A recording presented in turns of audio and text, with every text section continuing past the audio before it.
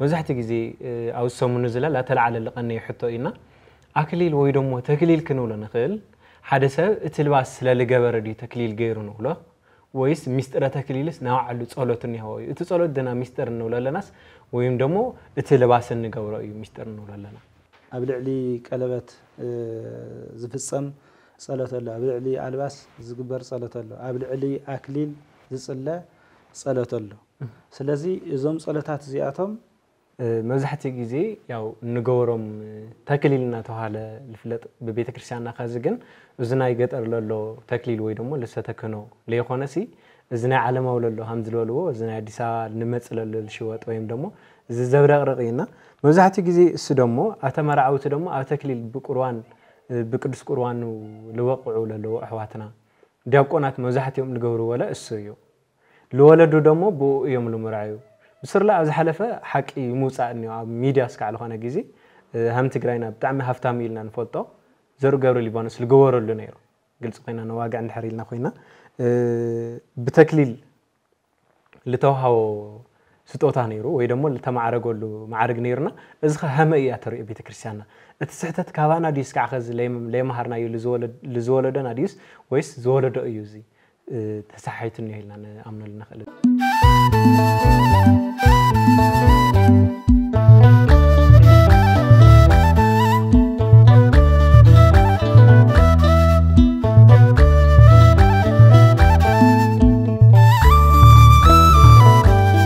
اسمع ولد ومنفس قدوس أحد أملاك آمين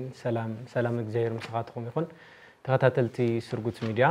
همي قنيكم ያው لما عنتي حدنا لكم زمصانا صانحيت ወይ ደሞ ሕቶታት ምስ መምህርና ኣብ ዝሓለፉ ሰሙናት ወይም ደሞ ኣብ ርእስና ካውለለው ብፍላይ ደሞ ኣብ ዝህዚ ምስ ቤተክርስቲያንና ብጣዕሚ ግጭት ልፈጥር ለለው ሙሰቦታት ለ ምስ ሕዋት ለ ምስ ካህናት ለ ምስ ጳጳሳት ለ أو سمون زي بتاع مسفح لولا زعانيو والسلمو تاعي بزعا مستر تكليل تاعيو مستر تكليل كا مستر قرآن تايفليو بهما يخ سرعته خا عن السرعة نيو أولبل حتوتات حزنا لكم مسينا نينانا مس ممهرنا مس مجاوي سوات ممهر جيرا ورك أنا حت كلينا يو بس أنا مجمرة حتونا لخون بزعا مستر تكليل مالت هاي مالتي لول حتينا الممهرنا نقرأ لهم مسانا تصنحو بسم أب والد ومنفس قدوس أحدو أملاك እግዚአብሔር አምላክና ናብዚ ዕለትን ሰዓትን እዚ ስለ ዘብጽሐና ክብር ምስጋና ይብጽሐዮ ኩሉ ነገር እግዚአብሔር ከም ዝፈቀደ እዩ ዝኸውን እሞ እግዚአብሔር ብዝፈቀደ መሰረት ንሰብ ብክብሪ ካብ ዝፈጠረ ጀሚሩ ክቡር ሕግን ስርዓትን እንሃቦ መጽኡ እዩ ካፍቶም ዝሃበና ክቡር ስርዓትን ሕግን ሓደ ስርዓት እዩ እቲ ስርዓተ ተክሊል ማለት ስለዚህ ስርዓተ ተክሊል بخالي بهذا أو سرعة بيت كريستيان وإنما مستيرات بيت كريستيان كوز بهالو حداي مستيرة تكليل أتي مستير زول قال بعلو خر أنت له بعين السجا زي الرأي نجرجن بعين اللبنا زرّة نجزاهير كبري نجزاهير صجّا نجزاهير بركة زوهب سرعة صلاة زكاة تسلزغنا مستير بزول قال نجلسوا مالتي كل جزء أو تمرت هايمانتنا خنا مستيرات بيت كريستيان كنفصل مستير نالنا النجار مستير سلاسيون مستير سجاويون مستير تمكاس مستير قربان دالنا عاوزيون مسينا مستير تكليل كبهان تلو بز سرعة زي نرخبو نيجزاهير صجّا نلبنا زخون هيوتنا زخون نايمرنات حقاس زخون كبري نرخولو مستير نرخولو صجّا نرخولو سلازغنا مستير تبعيلو يجلس مالتي زيد ما ياو أمانيان يوم بعمر لبناهم زقبلوا ومبر نزي يعملوا تمستير الناتو خجلس وين ما خفلت أي خيلن مالتي سلازي أمانتي كابك زيابير نقبلوا صجان دحنتن هيوتن بعين سجازر أنت يكونس بعين لبنان نريء مدرن هالنا أو سمايجن بتجبار نرخبه أيوة معلش لازم مدر إنها لنا قد مستير نولا سماوي سرعتي سماوي صجّازه هو سلزوانا مستير نولا تعود تكليل زول قال كنري خلنا دما ያው ተከለለ ያው አክሊል ገበረ ዝብል ናይ ግስ ትርጉም ኣለዎ ተክሊል ማለት ክብር ማለት ተክሊል አክሊል ተተሓሓዘ ክብር ማለት ስለዚ ክብር ንዝግብኦ ክብር መሃብ ናይ እግዚአብሔር ቃል ስለዝኾነ እዚ ክብር እዚ ዝውሃብ ንዓልመኒው ነቶም ብድንግልና ጸንዑ ነቶም በሃይማኖትን ብትዕግስትን ጸኒዖም ብድንግልና ጸኒሖም ሓዳሮም መርዖም በቁርባን ዝጅምር ሰባት ዝውሃብ ክብር ስለዚ ተክሊል ማለት ክብር ማለት ቅዱስ ጳውሎስ ዛዕባ እዚ ክናገር እንተሎ ሰናይ ገድለ ተጋደልኩ በድርየን ይፈጸምኩ ሃይማኖትየን ያቀብኩ እንከሰ ጽኑዕ ሊተ አክሊለ ጽድቅ ሃይማኖተይ ሓልየ ዝተዋሃበን ሓላፍነቱን ተዋጽየ ስለዚ ሰናይ ገድሊ ሰናይ ስራሕ ሰሪሐ ሰናይ ገድሊ ፈጺመ ኣለሁ ድሕር ገዲም እቲ ናይ ጽድቅ ዳኛ ናይ ሓቂ ዳኛ ዝኾነ እግዚአብሔር ዝህበኒ ናይ ጽድቅ አክሊል ተዘጋጅሉ የለ ይብል ማለት እዩ ከምኡውን ንኖሎት ንሓለውቲ ምእመናን ንሓለውቲ ቤተ ክርስቲያን ካህናቱን ቅዱስ ጴጥሮስ ክናገር እንተሎ ምእመናን ክጓሱ ይኸለው ምእመናን ክሕልው ከለው ከም ፍቃድ እግዚአብሔር ክኸውን ኣለዎ ምስ በለ ዋጋኦም ድማ ከም እግዚአብሔር ፍቃድ ምእመናኖም ወይ ድማ ንስሐ ደቆም ዝሕልው ምእመናን ከም እግዚአብሔር ፍቃድ እንተሓልዮም ዋጋኦም ናይ ክብሪ አክሊል ከመ አመ ያስተርኢ እግዚአብሔር ከመ ትንስኡ አክሊለ ስብሐት ከመ አመ ያስተርኢ እግዚአብሔር ናይ ሓለውቲ ሓላዊ ወይ ድማ ናይ ጎሶት ጓሳ ጎይታ ኢየሱስ ክርስቶስ ክግለጽ ከሎ ናይ ክብሪ አክሊል ክትቅበሉ ምንታን ኣብ ጥቃኹም ዘለው ወይ ድማ መሳኻኩም ዘለው መጓስ እግዚአብሔር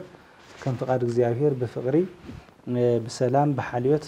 ሓልዎም ዝብል ቃል ተጻሒፉ ንረክብ ቀዳማይ ጴጥሮስ ምዕራፍ 5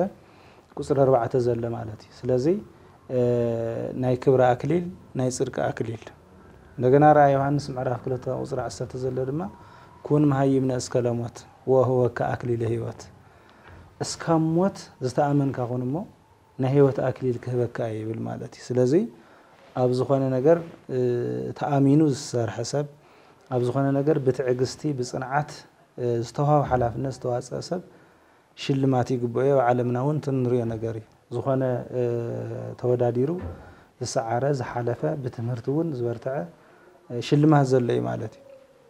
ለዚ ሃይማኖትናውን መንፈሳዊ ሽልማት አሎ ኣብ ምድር እንዳሃለና ንሽለሞ ኣብ ሰማይ ከይድናውን ብዝበለጸ ንረኽቦ ማለት እዩ ስለዚ እቲ ተክሊል ማለት ክብሪ ማለት እዩ ያው አክሊል ጌርካ ምሽላም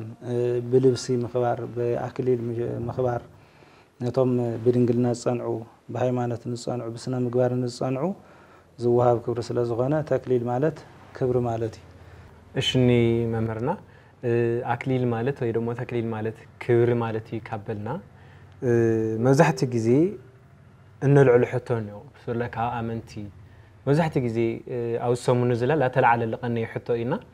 አክሊል ወይ ደግሞ ተክሊል ክንውሎ ንኽእል ሓደ ሰብ እቲ ልባስ ስለልገበረ ዲ ተክሊል ገይሩ ንብሎ ወይስ ሚስጥረ ተክሊልስ ናውዓሉ ጸሎት እንይሆ እቲ ጸሎት ደና ሚስጥር እንውሎ ለናስ ወይም ደግሞ እቲ ልባስ እንገብሮ እዩ ሚስጥር እንውሎ ለና እቲ ምስጢር እንውሎ ዘለና ጸሎት እቲ ጸሎት ነተም ብድንግልና ጸኒሖም መርዖም በቁርባን ክጅምር ዝመጹ ሰባት ብዙሕ ዓይነት ናይ ጸሎት አርእስት ኣሎ ኣብ ልዕሊ ቀለበት ዝፍጸም ጸሎት ኣሎ ኣብ ልዕሊ አልባስ ዝግበር ጸሎት ኣሎ ኣብ ልዕሊ አክሊል ዝጽለ ጸሎት ኣሎ ስለዚ እዞም ጸሎታት እዚኣቶም ክፍጸሙ ከለው ኣብ ልዕሊ መርዑት ንዝወርድ ጸጋን ክብርን ኢና ምስጢር ንብሎ ዘለና እምበር ነቲ ልብሲ ኣይኮነን ማለት እዩ እቲ ልብሲ ከከም ኩነታቱ ክቀያየር ይኽእል ሎም ንሪኦ ዘለና ልብሲ ናይ መርዓ ልብሲ ነተባሃለ ተለሚዱ ዘሎ ሕዚ ቀደም ካብ ቤተ ክርስቲያን ካብ ቀደም ሒዛቶ ዝመጸት ኣይኮነን ድሕራይ ዝመጸ ወይ ድማ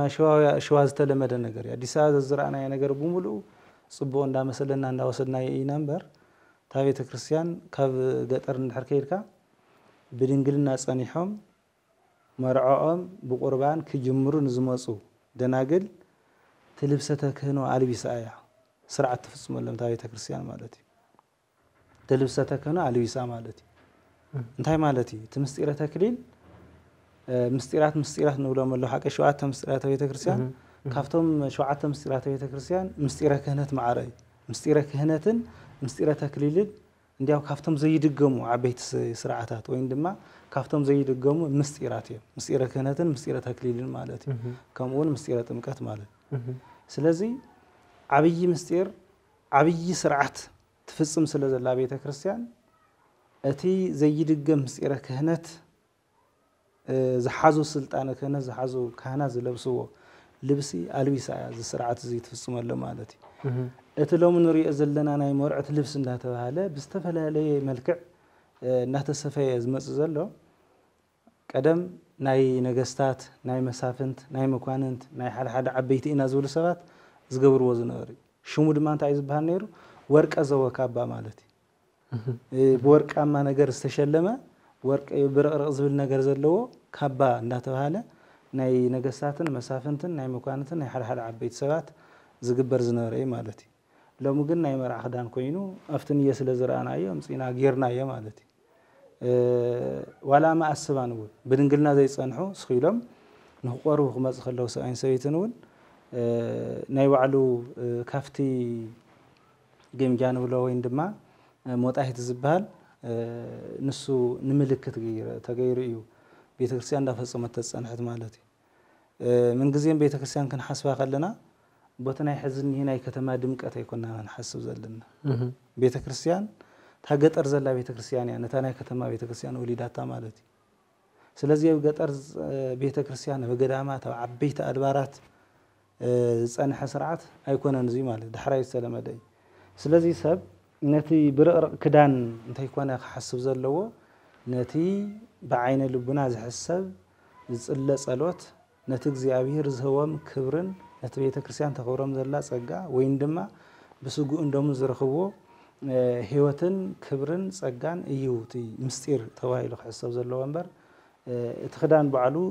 ስለ ዝተለበሰ ኣይኮነን እቲ ምስጢር ተፈጺሙ ዝባሃል ማለት እዩ ምናልባት ብዚ ኣዘዝናዮ ነገር እውን ለዊሶም ፎቶ ዝለዓሉ ሰባት ክህሉ ይኽእል እዮም ትሎሚ ብዙሕ ዘዴታት ናይ እግዚአብሔር ጸጋ بعلماوي طباب بعلماوي سيستم يركب بتطباوه ነገር ይትሁሩ ሲልኩም በቃ ብዝመሰለኩም ጥበብ መስይል ብዝራያኩም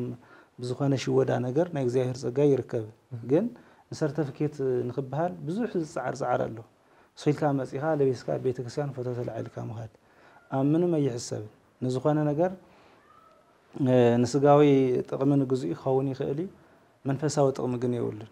ንህይወት ግን አይኸውንን እግዚአብሔር እውን በዚ ዝህወ ክብር የለን ማለት ስለዚህ እቲ ምስጢር ዘብሎ ዘለ ነቲ ዝጽለ ጸሎቲ በቲ ዝጽለ ጸሎት ዝርከብ ጸጋን ክብርን እይምበር እቲ ልብሲ አይኮነን ማለት ታው ግን ክንናገር ከለና እቲ ልብሲ ግን ናይ ባዕሉ ክብር ኣለዎ ማለት በቲ ተኽክል ቤተክርስቲያን ንደናግል ተልብሶም ልብሲ ተሸሊሞም ክራእዩ ተለውቶም መርዑት ክብር ምን ጊዜም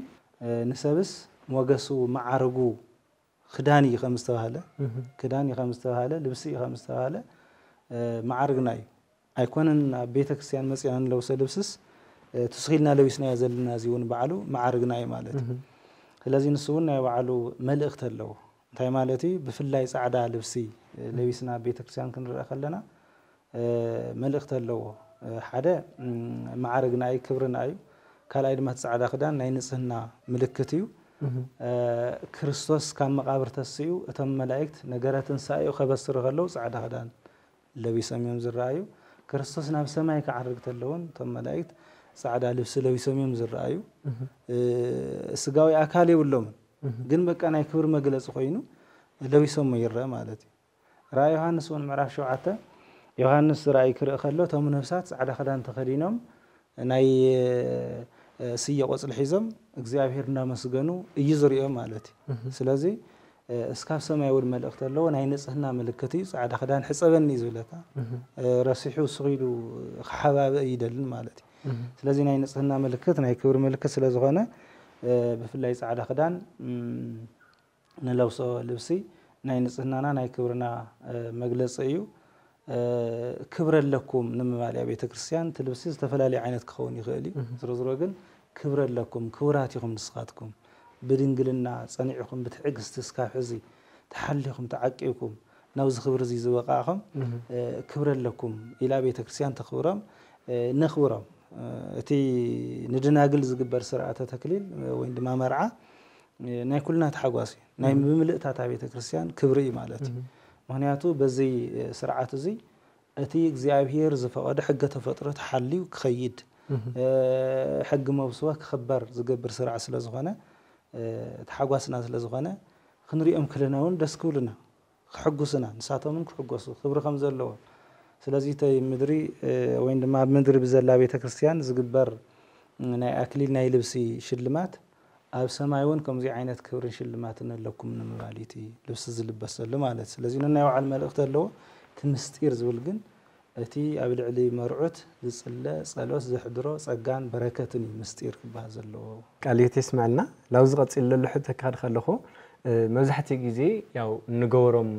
تكليلنا تهاله الفلت ببيت كريستياننا خازجن وزنا يقدر له تكليل ويدمو لسه تكنو ليه خونسي زنا على ما ولا له همز له زنا ديسا نمثل للشوط ويم دمو زبرقرقينا مزحتي جزي السدمو أتمرعوت دمو أتكليل بقرآن بقدس قرآن لوقعوا له أحواتنا دياقونات مزحتهم نجورو ولا السيو لولدو دمو بو يوم المرعيو بسر لا از حلفه حقي موصا اني ميديا سكع لخونه غزي هم تግራይና بتعمي هفتام يلنا نفوتو زرو غبر ليبانوس لغورلو نيرو قلص قينا نواقع عند حريلنا خوينا بتكليل لتوهاو سطوتا نيرو ወይ ደሞ ለተማዕረገሉ ማዕረግ ነይርና እዝኸ ሃመያ ተርኢ ቤተ ክርስቲያንና እቲ ስሕተት ካባና ዲስ ካዓ ኸዝ ለይማሃርና እዩ ለዝወለደና ዲስ ወይስ ዝወለደ እዩ እዚ ተሳሒትን ይሄልና አምነልና خل ዲያቆናት ክምርዓው እንታይ ቀሬ ዝብል ነገር የግድት ልብስ ተለሚዱ ስለዘሎ ምንም ዘንቅፍ ኃጢያቱን ይውልን ምንም ዘንቅፍ ነገር ስለዚህ ይውል ተለሚዱ ስለዘሎ ዲያቆኑን ክምርዓ ከላ ገብረ ግደኒ ምክንያቱ ያው ታ መርዓት ንሱ ስለተለብስ እቲ መርዓው ያ ዲያቆኑን ካአኽፈለ ስለዚህ ይግባ ተንሳት ለውሰ ልብስ ለዊሱ ያው ስርዓተ ተክሊል ይፈጸማል ናብ ቅዳሴ ኻአት እንትቆይነ ግን ያው ይቅድስ ይዝብል ልማድ ስለዘሎ በዓል ቀዲሱ ያወረዝ ብል ልማድ ስለዘሎ አላ ብዙህ ስርዓተ ቤተ ክርስቲያን ይሆን ናብ ቅዳሴ ኻአት ተኸለ ግን ትናይ መርዓ ክዳን ጸኒሕ ትናይ መርዓ ልብስ ጸኒሑ ልብሰ ተክነ ለዊሲ ዝቅድስ ማለቲ ታ ስርዓተ ተክሊል ክትፈጸመል ኸላ ግን ክፈላለዩ ስለዚህ ይግባ ያው ማዕረ ይለብስ ማለቲ ካኡ ምናልባት እንድሕር አድላይ ኮይኑ ላይ ልብስ መቀያር አልዩ አይነቱ ምፍል ላይ እንድሕር አድላይ ኮይኑ ቦታትና መኽረል ይግባ መኺሮም እዚ ይኸውን ነው ብድንግልና ንጻንሑ እዚ ስኺሎም ሓዳረም ናገበር ዝጻንሑ መኽቆርብ እንተ ኮይኖም ድማ እዚ ንማእሰባን ድማ خلبس جبوا لبس زي لهم فاليوم كوجي خليه مالتي أحد بوتاتات ندناقل زلبس لبسن نما أسفان زلبس لبسن استفلا لير يلو خانه على مقالة مالتي عاد الشيء متحن ميكاز زخنا ناي زخنا فتاوينا مرعى كنفصم كنعجم مسينا أتوم بدنقلنا صنحل زلبسو كاليو أتوم مع السبان وين دما حدارم صنيحهم كنقربين زولو زلبسو دما خالي تفلالير يلخ مالتي سلازي خوم مغبار يكالي بزح تيتقننا مالتي نفتاناي دكتور زر غبر ليمانس زولكمو بتاكليل يكون انت شليمو انا نيريا بعلي باكل نيريا سلازغونكو بتاكليل يكون انت شليمو ياو بسرحيو كم تعنتو زولنايو زلبس زي ناي نغستات ناي مسافنت ناي عبيت سبا زبحالو سلازصنحه بتتصنح لمدي عينت مقله هاجر سوكت ያው ትናይ መቀለ ሀገረ ስብከት መነርጵጵስና በጣም ጉዳት በጽሒዎ ብዙሕ ገንዘብ ቅድሚ ኹይናት ብዙሕ ገንዘብ ልዕሊ 1 ሚሊዮን ፈረቃን ወጻእ ብምግባር ሕዲስዎ ማለት ማንንም ሰብ ከይሓገዘ ማንንም ሰብ ይዱ ከይሓወሰ በይኑ ሕዲስዎ ታውነት ዝሰርሖ ስራሕ ክብሪ ንምግላጽ ተባሂሉ ተወርቀ ዘወኻባ ተሸሊሙ ማለት ስለዚህ ናቱ ወርቀ ዘወኻባ ተባሂሉ እዩ ክግለጽ ዘለዎ እንበር በተክሊል ዝተዋሃቦ በተክሊል ተሸለሙ ኢልካ ክግለጽ ይግባል ሕዚ እቲ የቤተ ክርስቲያን ዝልበስ ልብስውን ንዑ ስለዝመስል እዮም ሰባት ሪኤል ኻነው ማሕበራዊ ሚዲያ ማለት መዛሕት ወሕተ ለምጸትናላ ወሬ ያለው ማሕበራዊ ሚዲያ ግን እሱ በአካል ዝነበርናሉ ነገር ስለዝኾነ መቐለ ሃገረ ስብከት ኣብ ኣዳራሽ እንዲያው ማለት ናይ ተሰርሐ ስራሕ ክብሪ መግለጺ ተባሂሉ ዝተዋሃበ ዳንበር በተክሊል እውን ኣይኮነን ኣብ ውሽጢ ቤተክርስቲያን እውን ኣይኮነን ብናይ ስርዓተ ተክሊል ኣካይዳ እውን ኣይኮነን ማለት እዩ ስለዚ ስራሕ ንዝሰርሐ ሰብ ትምህርቲ ንዝበለጸ ሰብ ብዝኾነ ስራሕ በቃ በሊጽ ንዝተረኸበ ሰብ እንዳተሸለመ ዝመፀ ነገር ስለዝኾነ እንሱ ወርቀ ዘወ ካባይ ኢልና ኢና ክንወስዶ ዘለና እምበር ናይ ተክሊል ልብሲ ናይ መርዓ ልብሲ ኣይኮነን ማለት እዩ ሽኒ ቃልዮት ይስማልና መምርና ሓንቲ ሕቶ ያቃርያትኒ زحت دموتايا هم زهز لاولو نور already تميسترو أو صلوتي إمبر أو زلواس أيقوني لمنا يومنا وزحتي جزيجن ياو كولد لك ساعات يخليو كولاد لك ساعات يخليو أخلت تمرعوتي تم تمرعوتي ندحر بسحتاتهم ويدمو بفلتاتهم أنت سرعت فاطمة مخص ماني تسحتاتنيا كبهال الخل هذا موزحتي جزي سحتاتنيا عطات أبوتاتي يوم لا تهاليو أو زل بلولو كأجن هم مني تسحتات already كاوز ولد كوايري تسحتاتس ويس كم ولادي هيك بهاللوز نجارزي أنت عادي أوزخوني يكون نسها أبون نسها دكان جلسنا كهلن يو نسأن جلسنا كون كم من نجار كهلن يو سلازي بدنجلنا دي صني حيس أنا حن ويس بمتعيو زغار ومزل بمتعي إذا نجار ومزله نسو جلس خوينه هم صامي جبا مالت سلازي نسمون جلس يخوينه بزمة مسارات تحت جبوه في الصمولة تحت جبوه هو يجبا بيت كريستيان مصحف مثالي معرف عسران شومنتن قزر عسات سلسته بتناي جئز مصحف قدس دما مصحف تكساص عرف ربعه قزر عسات سلسته زي كدن ابساو يرت فناو يزول نغرني مؤمنان ابن الصحابهم قريوم كنغاغر انتلو زخنه مشففان منامن ነገር كهليول حاتياتنا خننازز كونه نسخن اتو زلينا سرعات كنفصم كنمصخلناس نصان ግልጽን ኮይና ያነጋገር ዘለና ጉለት ሸፋፊና እቲ ካህን ወይ ድማ ተቃሺ ስጋ ለበስ እዩ በቃ ሰቢ ክንሽውደ ንخل ክነታለ ንخل ክንሓውእ ንخل ማለት እዩ ኣብ ቅድም እግዚአብሔር ግን አይሕባን ዘለና ኾነታት እግዚአብሔር ልብን ኩላሊትን መርሚሩ ኣብ ልብና ውሽጥ ዘለ ሐሳብ ተይቀሪ ዝተናገርናዮ ሰርحنا የጥራሕንተ ይኮነስ ኣብ ልብና ውሽጥ ዘለ ሐሳቡን መርሚር ዝፈልጥ አምላክ እስካብ ዝኾነ ንእግዚአብሔር ምሕባን ምኽልካልን ምግራድን እስካብ ዘይካል ኣብ ቅድም እግዚአብሔር ተካህን ድማ ወኪልን የእግዚአብሔር ወኪል ኣብ ቅድም ካህን ግልጽ ኮይኑ ክናገርኒዮ ማለት እዩ ዝሓወ ነገር ንሕራሃሊ ዝሕቦ ጸጋኒዮ ዝሕቦ በረከትኒዮ ማለት እዩ ዝሕባ ነገር ዝሕባ ሐሳብ ንሕራሃሊ حسابك حبيخا شفافينك انت قربك وين ما سرعه تكلين تتفصملك سرعه تمقت تتفصملك بتي مستير وين ما بتسرع زركب صقا كتركب يتخيل مالك سلازي نصان ግልጽን ከሆነው ቅዱስ ዳዊቱን ኃጢአቴ ነገርኩ አበሳይ ይሃባይኩ ወእቢ አስተዋዲ ርእሴ ያሃብ እግዚአብሔር በእንተ ኃጢአቴ رئسي وينما مانتي تحت بلا أو كرم እግዚአብሔር ኃጢአቴ ከሐባሁ በቃ ኃጢአቴ ይናገራለሁ በደለይውን ከሐባሁ ካውቀጽሉ ወአንተ ህድግ ጽልህተ ለልቤ ንስኻድማ ናይ ልበይ ክፋአትን ስንፍናን ይቅረበለለይ ሕደገለይ ዝብል ቃል አለው መዝሙር 31 ቁጥር 5 ዘለ ማለት ስለዚህ እግዚአብሔር ከሐድገልና እንተ ኮይኑ ካብ ልብና ክንናገር ካብ ልብና አውጽና ክንናገር ይግባና እግዚአብሔር ነው ልብና ዘለ ነገራት ኩሉ አስተካክሉ ከም ቅዱስ ዳዊት በኻሊ ወታ ፍጥር ሊተ ልበ ንጹህ ፍጥር ሊተ እግዚኦ ልበ ንጹህ ፍጥር ሊተ እግዚኦ ንጹህ ልቢ ፍጠረለይ ከም ዘወሎ ልብናውን አስተካክሉ ናብ ሐቅ ኩሉ ከመርሕና እንደህር ኮይን እግዚአብሔር ነፃን ግልጽን ኮይና ነጋገር ዘለና ስለዚህ ቅድሚ ካህን ዝግበር ንግግር ኣብ ቅድም እግዚአብሔር ከም ዝግበር ጌርካ ክውሰድ እንየዎ ነፃን ግልጽን ክኸውን ኣውዚ ክንሕዘ ዘለና እቲ ምእመን መጽዩ ነብኡ ሸራሪፉ ሓቢኡ ነጊሩ ድንግል ከም ዝኾነ እንተነጊርዎም ክፍጽሙ ወይ ምሰ ጸገም የውለም ተምቀሺ ምንም ዝውቀሱል ነገር የለም ማለት እዩ ምክንያቱ ናይ ልቡ መርሚሮም ክፈልጡ ስልጣን የውለምን በዚውን አይንውቀስን ማለት እዩ عقمنا اسكاب زي كونه نا እግዚአብሔር عقمي ልቢ ፈትሽካ መርሚርካ ናይ ፍላጥ ማለት እዩ ተሓቢኡ ንሰርሕ ነገር እግዚአብሔር ይርየዩ ተቀሽ ዝርየ ነገር ይውል ተቀሽ ዝተነገረ እዩ ሒዙ ዘምህር ዝመክር ዝምዕድ ማለት ወይ ድማ ዝግቦ ስርዓቱን ዝፍጽመሉ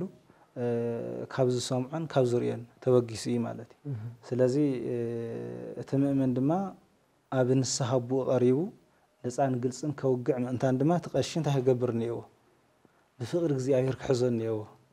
ነፃነት ከለማምደን ነይዎ ግልጽነት ከለማምደን ነይዎ ድማ ማለት بمفرራሕ ምናምን حتى العيدس بقى خدنقص مقبار زي خلو يقبان كاوبوتات مالتي زي تفصم زي تسرح እንዳልካ خدنقصن كحفرن مقبار ድማ አይግባን مالتي ስለዚህ ነቶም ንስሓ ደቅናውን ነፃን ግልጽን ክነግሩና ንገብረሙ ንሕና ኢና ዝብል ሐሳብ ነን ንሕና ኢና ነፃን ግልጽን ክነግሩና ንገብሮ ስለዚህ እቲ ሰብ እቲ ክርስቲያን መጽኡ ነፃን ግልጽን ከውግዕንየዎ ነፃን ግልጽን ነጊርዎም እቲ ስርዓት ዘይተፈጽምሉ ወይ ድማ ዘይኮን እንድሕር ተፈጽምሉ ጥፋቱ ናቱ ማለት ነጊርዎም እንዳሃለው አይ ሽግር ይሁልን ዝወደይ ለምተትዮም ድማ ጸገሙን አይተኻን ይኸውን ማለት በዚህ እንረዳይ ሽኒ መምህርና መጋቢ ስፋት መምህር ጌራ ጻውዒትና خبيሮም ንሕተታትና መልስ ልክውና ደስተኛ ኮይኖም ላውስትሪና ስለልመጹ ብስም እግዚአብሔር ነመስገን ያው ለሃውና ሕቶ ለሃውና መብራርህለ ተኸታተልትና ሰሚዕኹም ና ሁሉ ብፍላይ አው ዘዚ ልላዓለሉ ሕቶታት ካባና ዲዮም ወይስ ካብዙ ተኸታታልዩ ወላና አላለ ልምታ ሃምዝ ኮይኑ ልብል ወቀሳለ ኢና በዝሐቀ ናመጸቀኒና እዝላ ሰማዕኹም ላው ሁሉ ነክባጻ ገበርዎ ሃምዝ ልወሉና ሰለስተ ነጥታት እንይዋ ዘን ለወልና ና መጀመራ ሚስጥረ ተክሊል ልፍጸመሉ ልደናግልዮም ሚስጥረ ተክሊል ልፍጸም ብልባስ ለይኾነስ ብጸሎት እዩ እቲ ልባስ ና ሚስጥረ ተክሊል ኢልና ለሐዝናዮ ክልተ ዓይነት ምዃኑ ማለተይ ከምዚ ካባ ዝካባ ለይኾነሲ እዚ ሚስጥረ ተክሊል ዝፍጸመሉ ናይ ቤተ ክርስቲያንና ልባስ ወይም ደግሞ ልብሰ ተክህኖ ኢልና አቦታትና ኣብ ጊዜ ቅዳሴ ልገብርዎ ወይ ደግሞ ኣብ ቤተ ክርስቲያንና ውሽጥ ልግበሩ አገልግሎታት ልግበር እዩ ተና ሚስጥረ ተክሊል ልብል መልሲና ረኺና እዚ መልእኽቲ ዝላው ኩሉ ለግባጻሕ ደሞ ኩልና አውዝ ሚዲያ ዝንከታተል ላው ኩሉ ለግባጻሕ ንግበር ወስባት ለእግዚአብሔር ወለወላዲት ድንግል ወለመስቀል ክብር